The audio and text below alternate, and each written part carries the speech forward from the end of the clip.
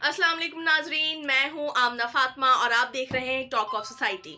आज 24 दिसंबर Muhajir culture day पे Muhajir कौम को मेरा सलाम और पेश खिदमत है चंद आशार।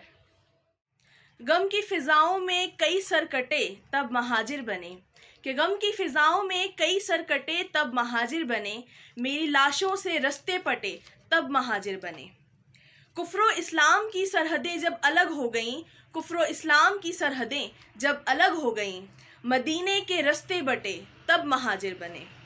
और हम नबी के अली के हुए जानशी, कि हम नबी के अली के हुए जानशी तब महाजिर बने, हिजरतों के फ़ज़ाइल रटे तब महाजिर बने। कि इश्क का बाब लिखा खूं बहाने के बाद, कि इश्क का बाब लिखा खूं बहाने के बाद, हिजरतों में महाजिर जुटे, हिजरतों में महाजिर जुटे तब महाजिर बने।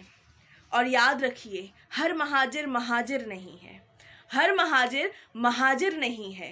वफ़ा याद रख, कोई हक छीनने पर डटे, कोई हक छीनने पर डटे तब महाजिर बने।